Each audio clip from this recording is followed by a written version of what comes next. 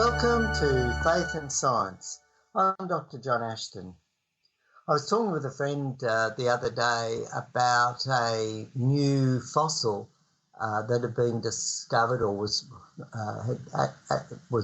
being talked about in the media anyway.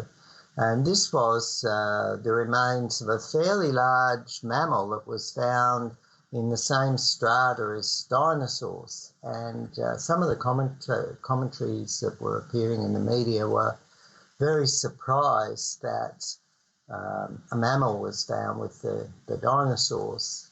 And of course, there were lots of mammal fossils have been found in the same strata as dinosaurs. Matter of fact, over 430 different mammal species of different types of mammals have been found with dinosaurs, living with the dinosaurs. Matter of fact, most of the major, well, I think all the major phyla that are alive on Earth today, we find examples of those types of creatures and plants as living at the same time as the dinosaurs. We find them in the same, buried in the same strata. But one of the things that point came out was that this obviously isn't made widely available to the public, and hence the surprise of scientists and science commentators that this fossil, which was found in Madagascar, I think it's the name they've given it is crazy beast, because it's quite an unusual mammal, was found at that time. And as I was talking with our friend, he was saying, look, the first examples of this particular species of mammal were found back in 1999. Why has it taken till now, more than 20 years, to report this finding? Are these things being, deliberately kept from people's knowledge that the mammals were alive during the dinosaur period? And of course, I commented, well, we can't really, judge what the motives are. It's just the way science works. But I think what it illustrated to me that there is so much evidence for the Bible account. There is so much evidence for the existence of God. But it's really being kept from young people. It's being kept from out of the education system. And people are being denied the overwhelming evidence we have that there is a real creator God. And one of it reminded me of the time of some work that I've read, and I think I've talked about on earlier programs, that Dr. Carl Werner, a biologist who was also a physician, decided to make a study of displays in museums, and he noted that in all the museums that he went to, where they had displays of dinosaur remains, they did not show mammals in the same, living at the same time. And so it was as if the mammals evolved later, and so this is the whole picture, of course, in the theory of evolution, that the mammals evolved later, whereas we know that they at the same time. In fact, I think I've talked about earlier as well, a few years ago when I was in Hawaii and visited the museum there in Honolulu, the Science Museum there was actually a display at the time that showed the fossil of a mammal that had eaten a small dinosaur, and the small dinosaur was in the gut of the mammal, so that had eaten it. So this misinformation just totally dominates, as I've just said, the education system. And it made me think too of, for example, the University of New South Wales, where they had been running this survey since the 1970s, we've asked students, do they believe in that there was an intelligence behind life, or did life, evolve from random processes? And back in the 70s, a much higher percentage of students believed in God and believed in a creator, that there was a God behind life on Earth and all the different living organisms that we have.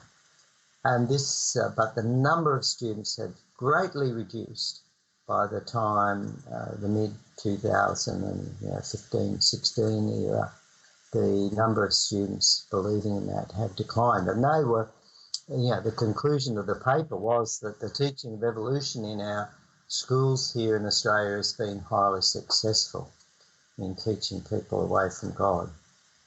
Another thing, though, that I think is being left out of the education system of the young people is that the great scientists, many of the great scientists that laid the foundations for modern science today, were in fact very strong believers in the Bible and very strong believers in a creator that must have designed the complexity of nature and the laws of physics and chemistry.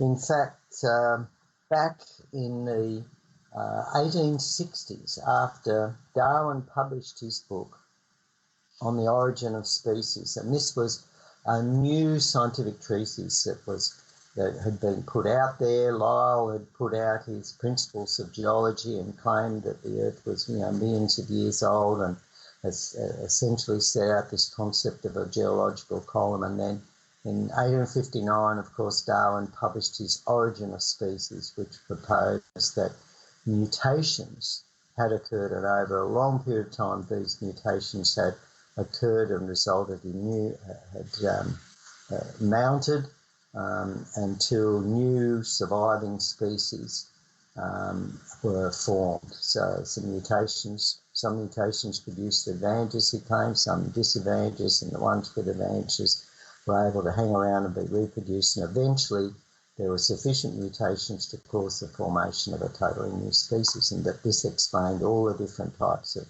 species that we have. Now, this was a mechanical model. This was a mechanical model for biologists, that they could join the ranks of physics and chemistry and so forth, and engineering, that were making great advances on the basis of the laws of mechanics, that there were these laws that control things, the mechanical worldview, this mechanical model, the laws of physics and gravity and so forth, momentum and inertia, all these things, the design of steam engines.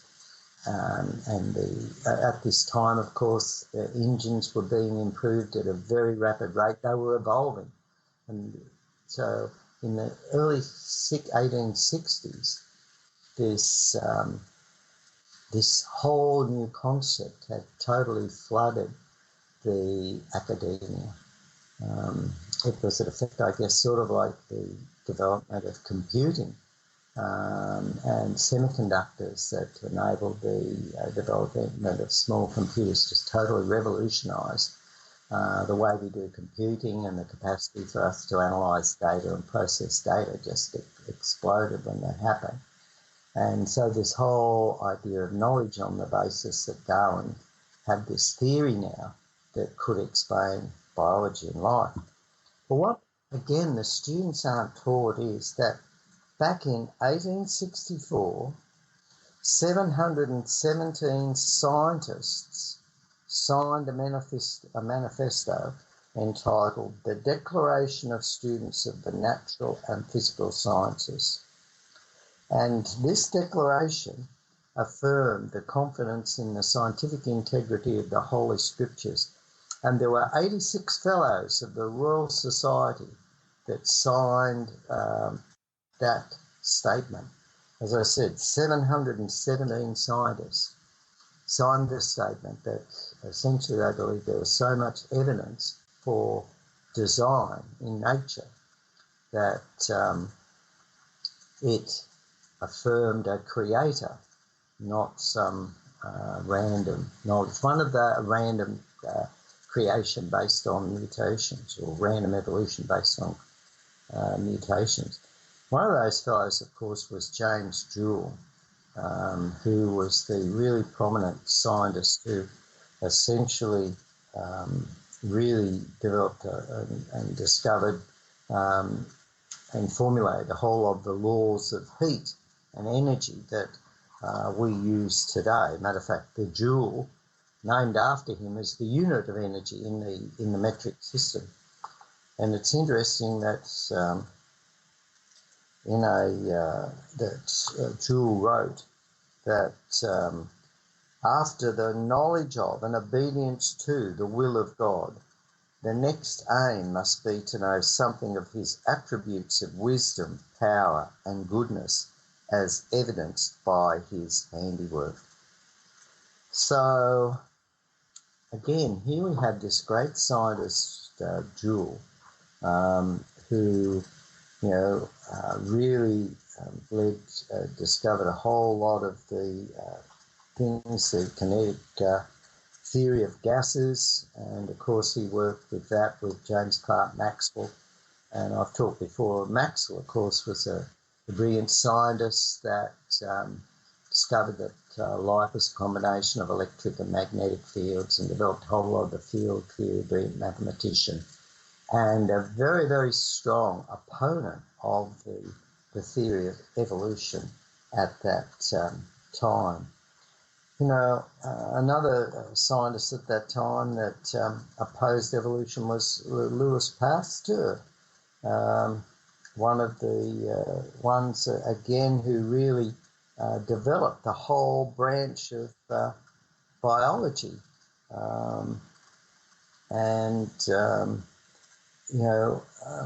helped develop the germ theory,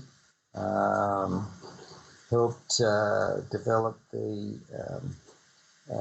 battle against rabies. And again, he had a tremendous Christian faith again. And you see, he saw that science brings man nearer to God.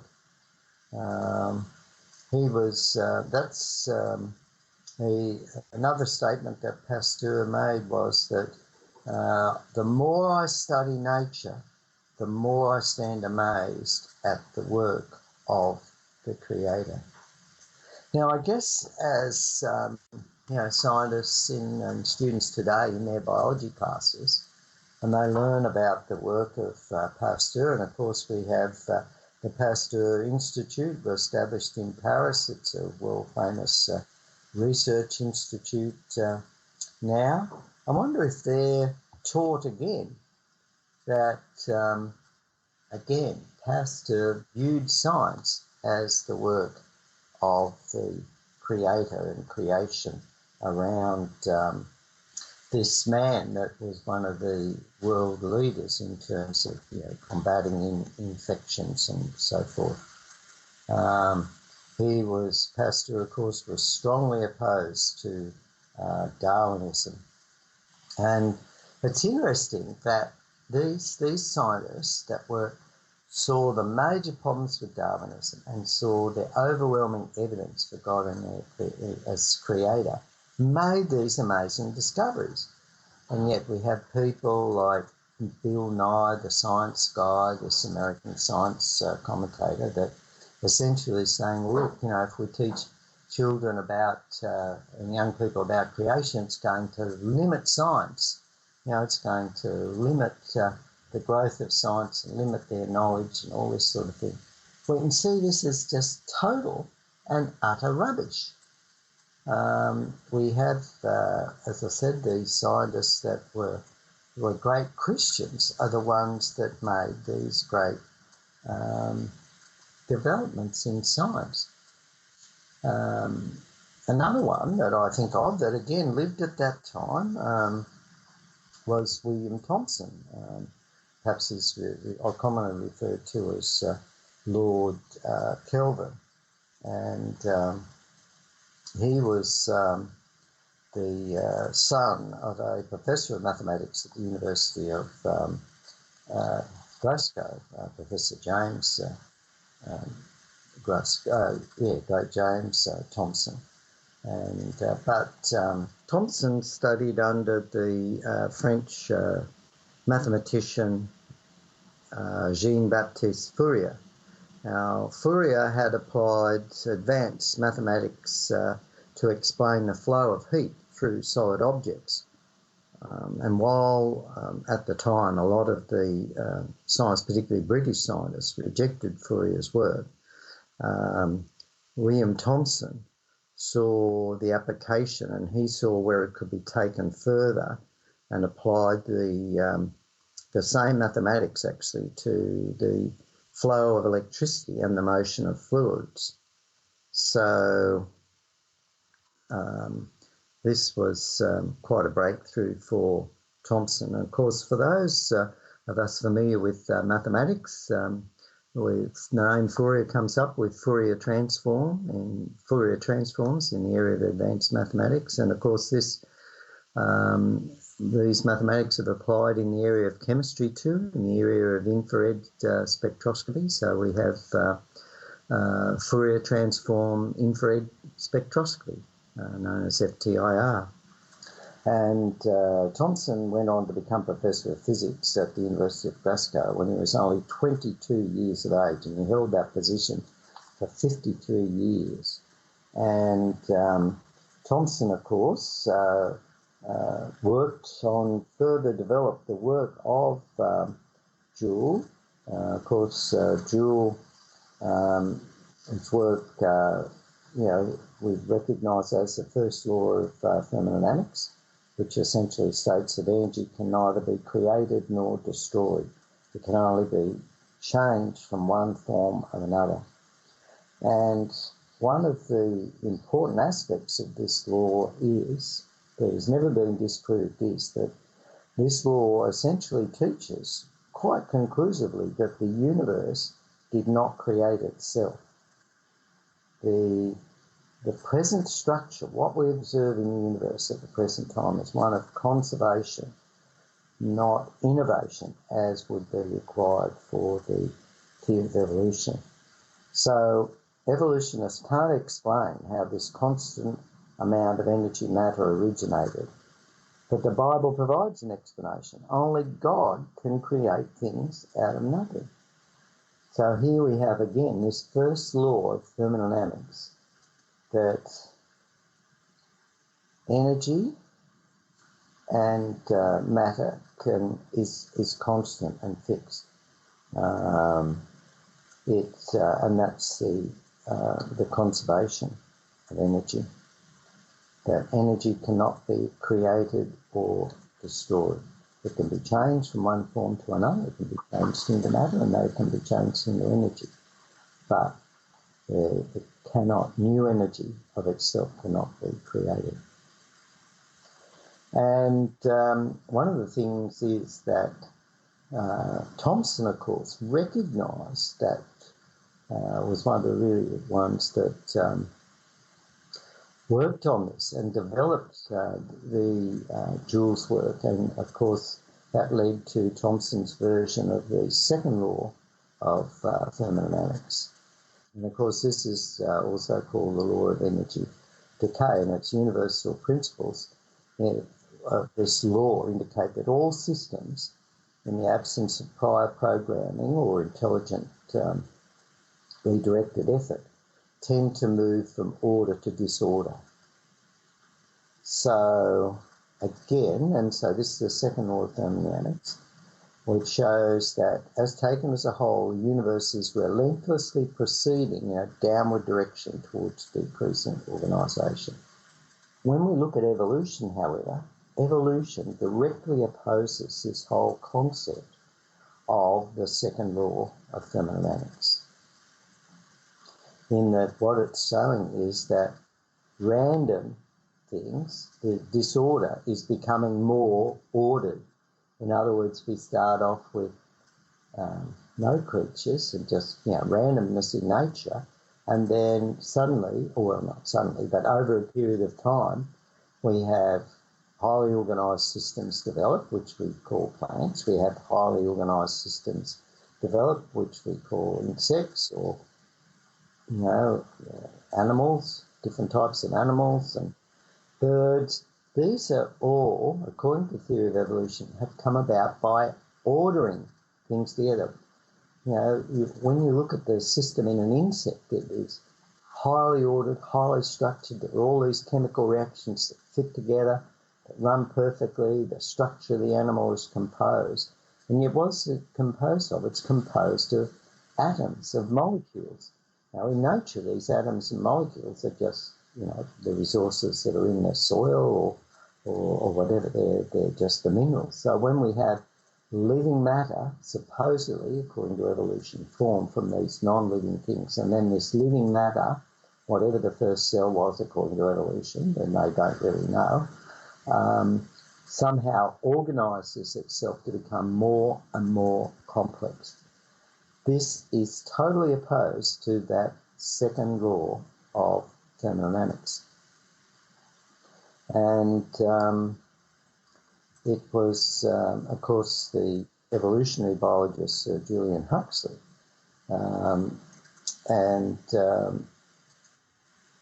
essentially had to oppose that and claimed that evolution actually defied that and produced an increased level of organisation.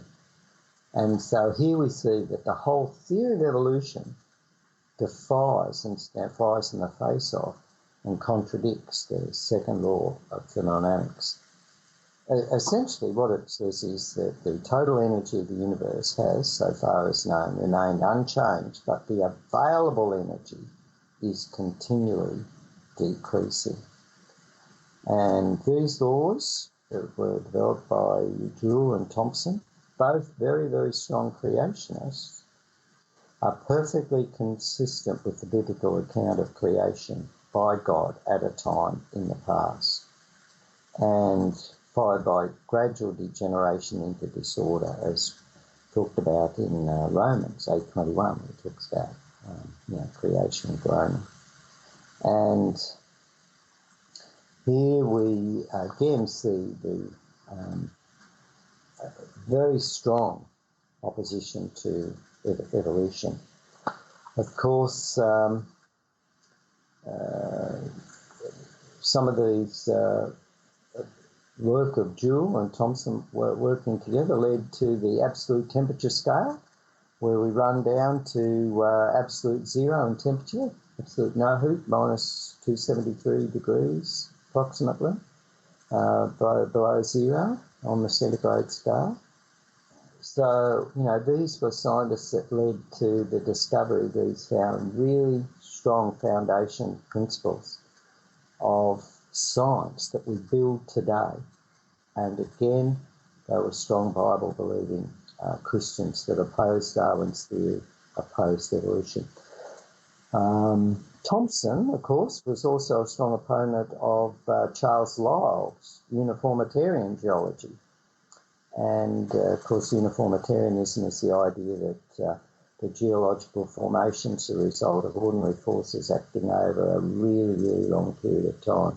Matter of fact, in 1865, this was around the time that the manifesto was published, Thomson also published a paper titled The Doctrine of Uniformity in Geology, Briefly Refuted.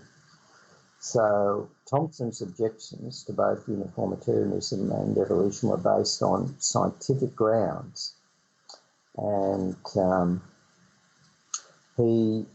Thomson stated the commencement of life on Earth certainly did not take place by any action of chemistry or electricity or crystalline grouping of molecules. We must pause face to face with the mystery and miracle of creation of living creatures. And he actually publicly debated the scientific evidence against uniformitarianism and evolution. He debated with Thomas Huxley. And, of course, again, Thomson proposed that the Earth cannot be, have billions of years old, because even if it formed as a molten blob, it would have cooled down to a much lower temperature than it is now.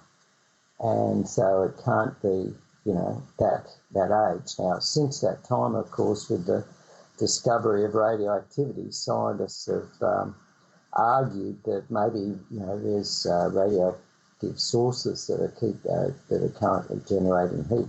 But of course, it's actually still an area that is just hotly debated, and some people, attempt to discredit Thomson over some of these calculations. But we need to remember that he and dualist creationists laid those fundamental principles that we use every day in the design of engines and motors and all these sort of things today. I think that these scientists and the fact that so many scientists back at Darwin's time opposed Darwin, publicly opposed Darwin, put their name to the manifesto at the time, and I'll just read again, that it's published in 1864, the Declaration of Students of the Natural and Physical Sciences, 717 scientists, including 86 fellows of the Royal Society. Because I get the impression, as is taught in the textbooks, that Darwin's theory just swept through, and that all the scientists agree. But so many of the scientists were opposed to it. But I think slowly but steadily, the concept of atheism, the atheistic principles, have just slowly crept into our education system under the guise that we have to keep religion or faith separate from science, that science is just something we base on observations. God is a personal matter. We need to keep that out. And using that as a cover, the education system has in my view, very cunningly, educationalists have kept God out of the classroom. But this has, in my view, done great disservice to the progress of science and to the overall and complete education of our students. When we look at the evidence we have today, there is overwhelming evidence for a creator of this universe, a creator of life on this earth. And the Bible reveals that creator was Jesus Christ, God himself, who came to live among us to show what he was really like. Remember, if you want to re-listen to these programs, Faith in Science, Google 3ABN Australia, or one word, .org.au, and click on the listen button. I hope you found this program helpful. I'm Dr. John Ashton. Have a great day.